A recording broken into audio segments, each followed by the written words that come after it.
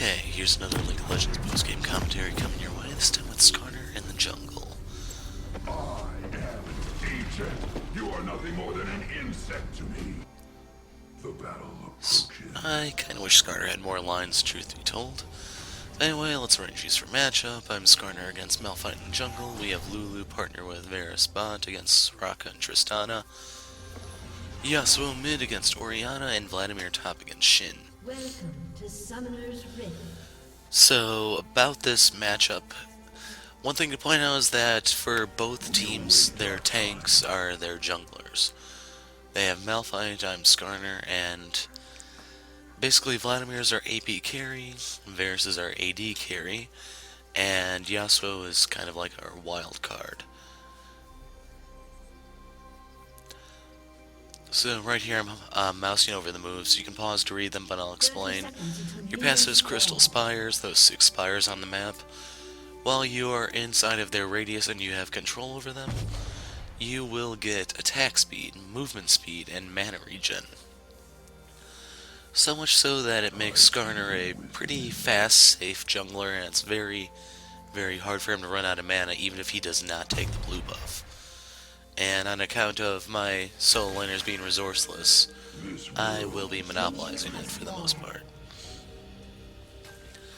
Q is Crystal Slash, point blank AoE. It has no base damage with only an AD ratio, which is why I hate the move, to be honest. I'll be maxing that last. I will be taking it second though because it does help with your clear.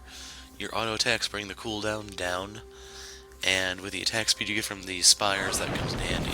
It's just, I prefer to go Cinderhulk instead of Warrior, so I get a very, very minimal return for leveling the move. If you don't build AD, it's something like additional 3 to 6 damage per rank whenever you increase the rank of the move.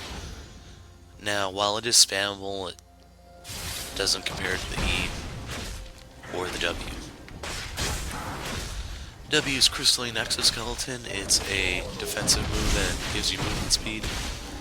You will generate an exoskeleton, absorb some damage around you, you get movement speed while it's up, and the shield itself scales off of, I believe, your AP and your health. And since I build Skarner rather tanky, more like a bruisery style, well, I guess Juggernaut would probably be apt. It's very, very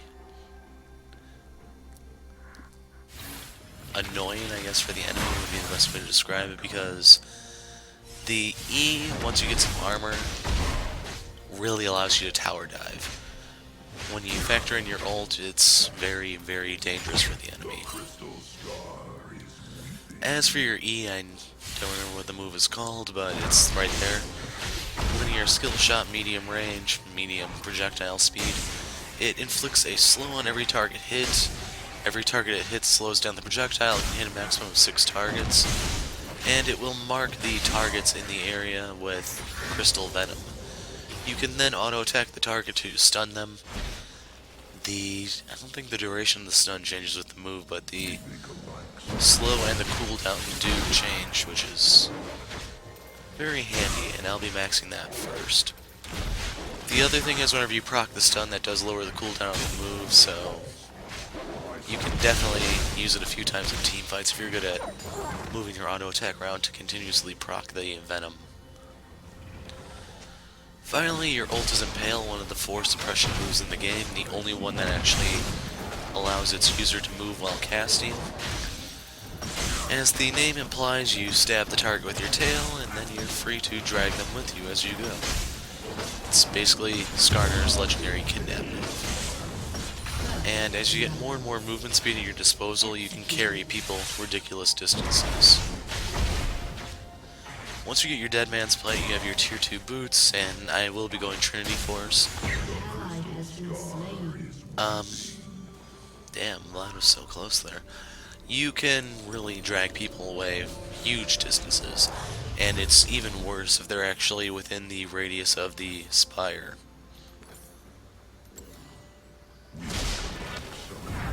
Now, overall, you can see Skarner's clear is pretty damn quick, and it's very safe, all things considered. I went ahead and took the Scuttle Crab, that way I can get the bonus gold. As a result, I'm able to pick up boots and a pink ward on that back. 1 second. My stinger is ready. And my goal right now is just power to 6.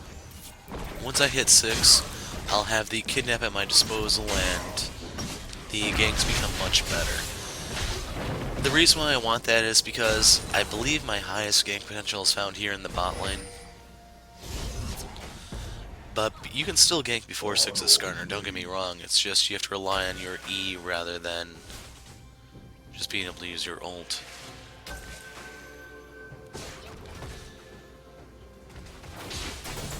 So as a result of that ward, I have to move very quick when I move around. You can see they're tunneling on Lulu rather than actually one of us. So we end up trading the supports. Unfortunately, I end up taking the kill because Varus was in danger of dying to Soraka. And whenever I gank that lane, the vulnerable target is Soraka because Tristana has Rocket Jump and Buster Shot to create some distance. And Soraka uses her health to top off Tristana, so she'll be the easier target as well as the immobile one. And truth be told here, I don't know why I didn't ignore the small chickens because your Q is pretty good at clearing them out. Once you get your Cinder Hull, it gets even better, and in the event you wanted to go Warrior, it's still pretty good for your Q. So right there we got Malphite's Flash. That's pretty big. It gives us a 5-minute reprieve from him being able to do any really over-the-top plays. Now, if you've been timing things carefully, you'd realize that Ward in the river should be dying, if not flat out dead. I'm getting closer and closer to 6. There is a opportunity bot lane for another gank.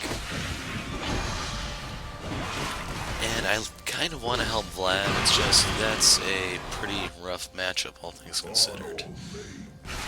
Unfortunately, he is going Seeker's Arm Guard rather than Hextech Revolver. From my experience with Vlad, you want to go straight into your Woda as fast as possible with little to no exception. So I'm going back right here to get my Cinder, and then we can start making the magic happen. You'll notice the red buff is up. That will help my ganks immensely since I can keep up with the targets with my exoskeleton, my tier 1 boots right now. That way I can keep proccing the red buff, slowing them down, and hopefully Varus and Lulu can follow up. In case you're wondering why I don't want to gank Yasuo, like, there's not much synergy to be found between the two of us. And Ori is extremely annoying with her distortion. Your average Orianna player will be maxing the W first, and it makes it very tough for me to gank because I have to run in on the target. I don't have a gap close other than Flash, and it's just a really rough lane. In case you're wondering, the problem with Xin Zhao is Crescent Sweep is really good disengage. Basically, everyone has something to be annoying here, with the exception of Soraka, and that's why she's the one I want to zero out. Not to mention, this is a very favorable matchup for Varus, all things considered, because he's the only AD carry left who can flick through the smooths. So if they're playing the matchup correctly, they should be able to win on their own. Not to mention, Varus has the 3rd highest base attack range out of any AD carry. So he can keep up with Tristana for, I think it's something like 5 levels, in which case Tristana starts to overtake him.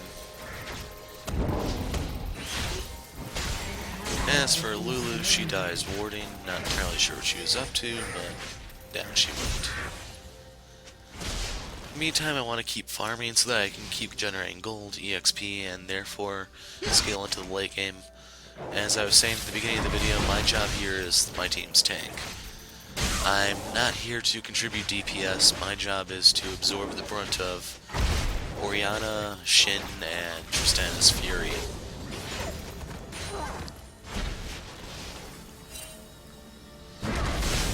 So one nice thing about being able to keep the blue buff is that it will give me CDR. You can see that I'm only at 7% right now.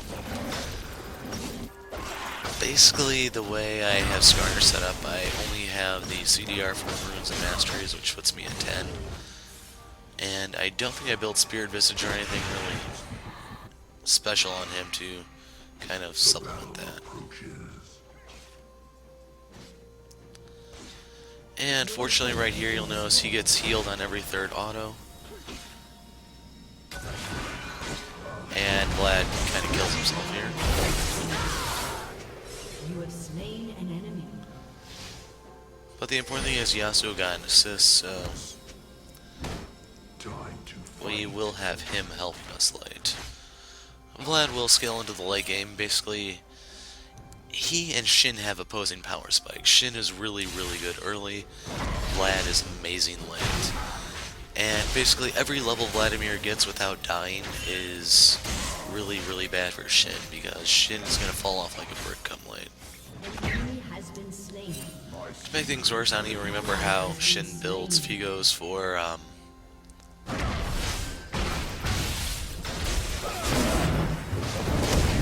this is exciting.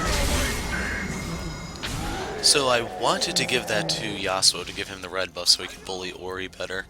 Unfortunately, the way your Impale works, you deal some of the damage up front, but then you deal the rest when the move completes. And that's how Malphite died. The second half of Impale picked him off.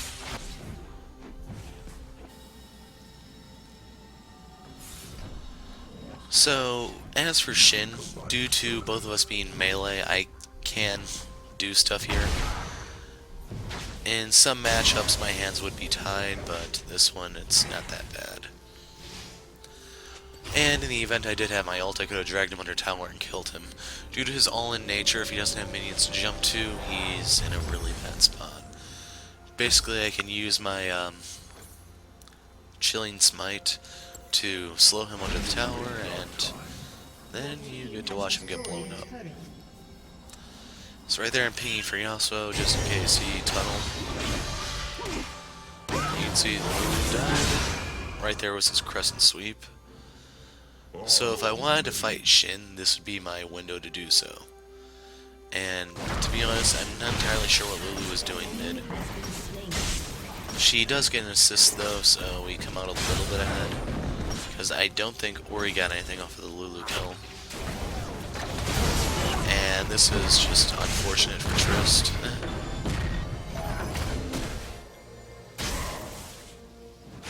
So she did manage to last long enough so that I couldn't proc my stun.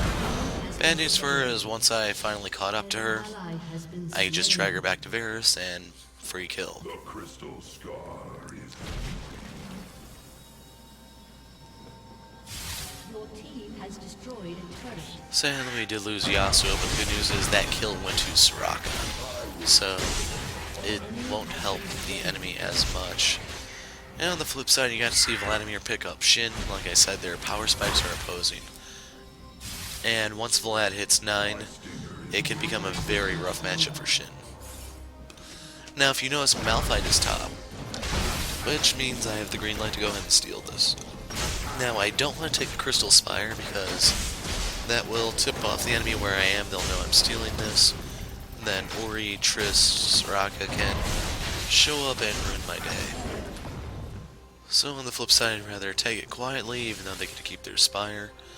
And while I do lose out on 15 gold, yes, in the tactical sense we come out much further ahead because Ori kind of needs the blue buff early on. Pretty much any of your AP mid laners don't have a lot of mana regen from their base stats until around like level 13 to 15. So the blue buff works wonders at this point, and by taking it away from her, it really does stifle some of the pressure she can apply. Now, one bad thing about the dragon is his breath is percent HP damage, so my shield is not nearly as effective. You can see how his damage is kind of adding up on me, even through the exoskeleton. And the breath is magic element, or magic type, whatever you want to think about it, so MR will help mitigate some of it. Unfortunately, I don't have any at the moment, and, well, I'm running scaling MR blues, so I just need to level up to get an additional 18 MR because I'm running 3 scaling blues. On all legs.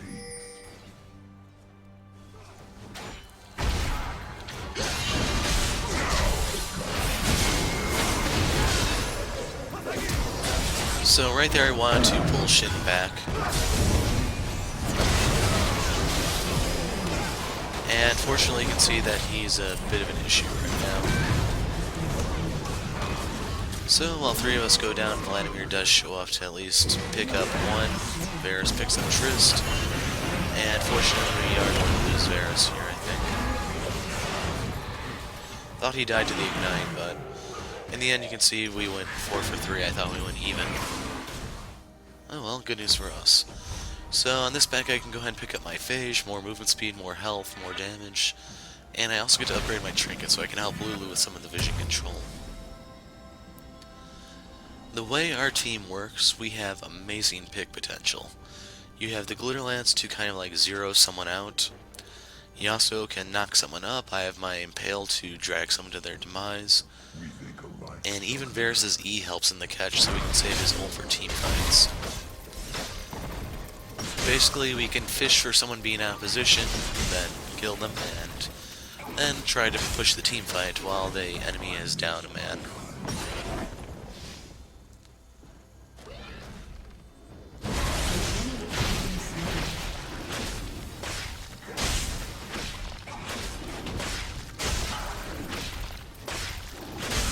Okay, I was trying to read the text there. It's really small and hard to see, but we were talking about strategic sense. They were wondering if my Impale or my Venom counted as a knock-up. Sadly, it does not, but the way it does work is that I can charge into the enemy with either sheer movement speed or flashing in. From there, Lulu can provide her wild growth for an AoE knock-up, and Yasuo might be able to make a play off of that. Now, the nice thing about the Last Breath combo here is that while Yasuo holds them up, my Cinder is going to burn them away for a little bit of damage here and there. It could be enough to set up the kill, and more importantly than that, that should allow me to rack up a few assists here.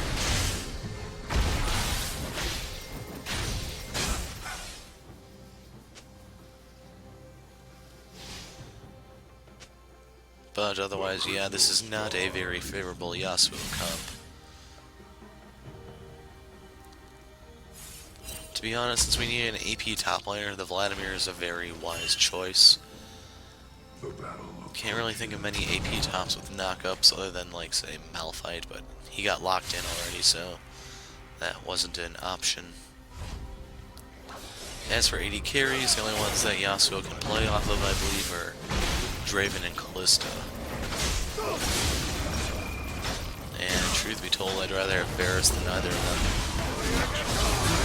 Case in point about the pick potential right there, you can see. And fortunately there are 4 of them here, so...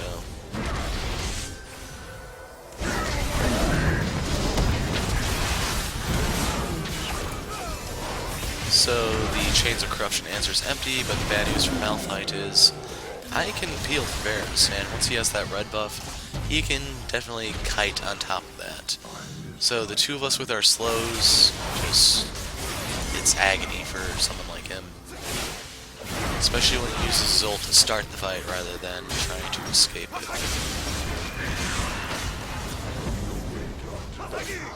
So you can see Vladimir did end up taking the golems, which is a really big deal. Tad annoying perhaps, but nothing worth crying or raging over.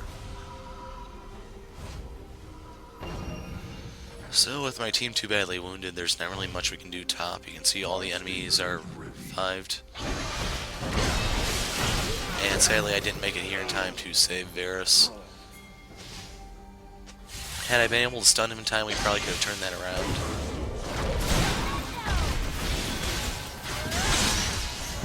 And you can see that we did provoke an enemy response.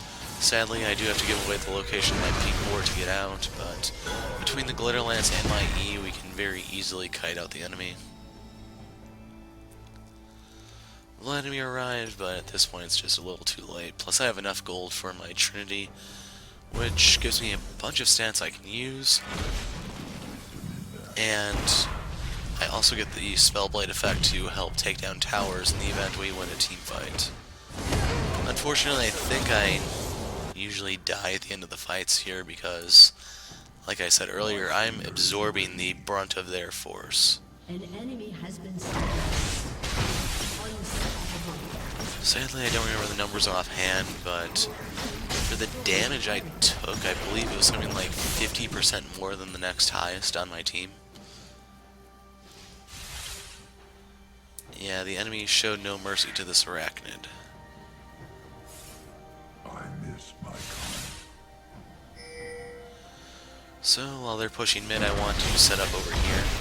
You can see the dragon has just spawned, and if we can see Shin somewhere, I don't have to, like, I can solo this in peace. It's just, he complicates things somewhat. Now, the nice thing about the Trinity Force is every once in a while I will crit. I have all that bonus damage, including on my Q. And Spellblade effect that I get to proc often courtesy of the Q. You can see how fast I can take this, even though I'm solo. And I don't take a lot of damage either, granted. It was like a quarter of my health, yes. But considering the thing does percent HP damage and it's magic damage, and I have no MR, that was a pretty good trade, all things considered.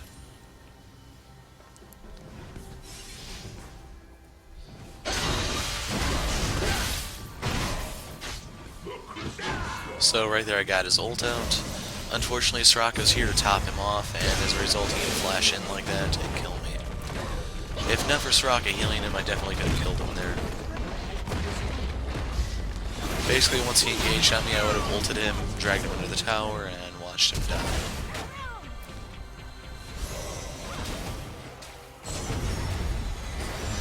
So, Vladimir's on the way. You can see the chains connect, but Shin is definitely going to be an issue for a while this game.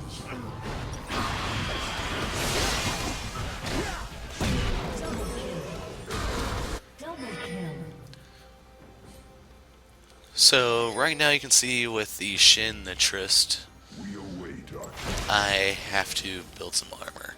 So, with both of them being auto-attack reliant, I went for Ninja Tabbies this game so I get the flat 10% reduction. I'm going to be building the Dead Man's Plate next. Has been slain. An enemy has been slain. Not entirely sure why he was all the way up there, but whatever. So the nice thing about the Dead Man's Plate is armor and HP to keep me in the fight longer. And then I have the movement speed for additional damage, as well as kidnap potential.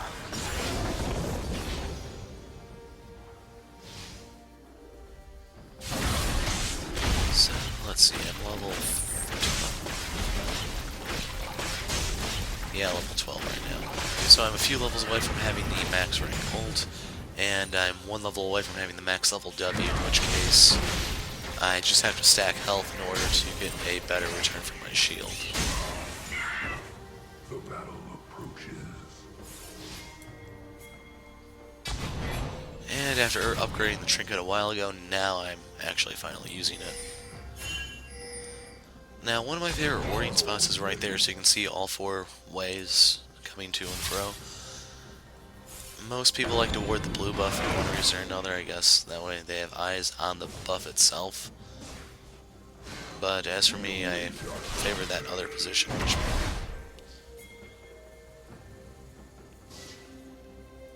So they wanted to catch Lulu out, but once they saw she had some reinforcements, they rethought that. Now we are going to have a fight here, so brace yourselves.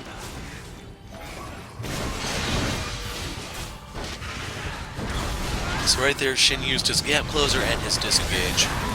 That means he's dead to rights. Chains of Corruption land, but unfortunately they can only target a single person. And right there I land the Impale right before the Buster shot, and I get to drag Triss to her demise. As for right here, Vladimir is going to pool, allowing me to tank the tower. And you can see that we get 4 of them for nothing. And since we have the minions, I have my Trinity, I can go ahead and help them burn down this tower. Team has destroyed a And that was just worst case scenario for them. Unfortunately, at this point, the death timers really aren't long enough for us to get too much more off of this. You can see that Shin is back up, and the other guys are on their way. So at this point, we got the tower. We're just gonna peace out. So my E lands, the Glare Lance lands. Those are slowest to kite Shin. I think Varus hit him with a Q for good measure. And I don't know why he went in on that. But he pays for it with his life. Varus steals the blue buff, which is pretty good because he can definitely spam a lot more Qs as a result and just poke down the enemy for us.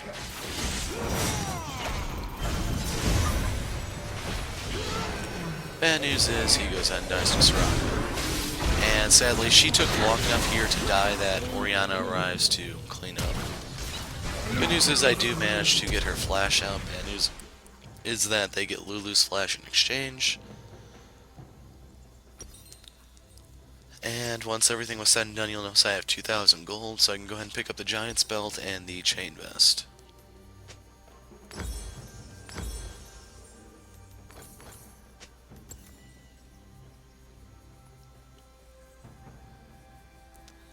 Trying to read the text, but I can't see it. Oh well.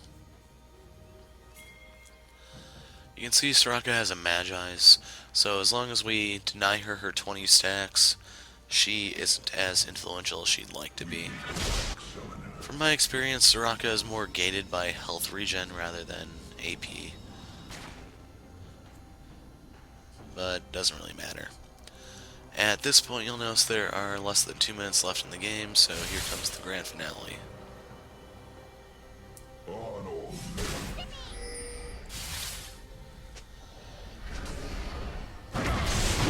So once again, I do not have any MR, but as long as I have ally support, we can go ahead and take this. You'll notice, like I said, my damage is nothing outstanding. My job is tank. So Yasuo kills Shin, which is great news for us. And with Varus and Glad, you can see we can take the Baron fairly decently. Unfortunately, it does cost me about half my health, and I don't have any regen items just yet. So I want to pound on the Scuttle Crab a little bit for the regen you get from the machete. It's not a lot, but I need everything I can get. So all things considered, I'm at about 60% health.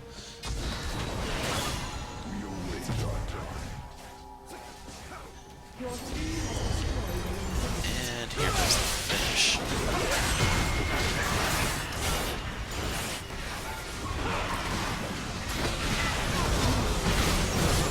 So it is true I'm not really helping with the kills here, but I'm much better suited using my Spellblade on taking towers.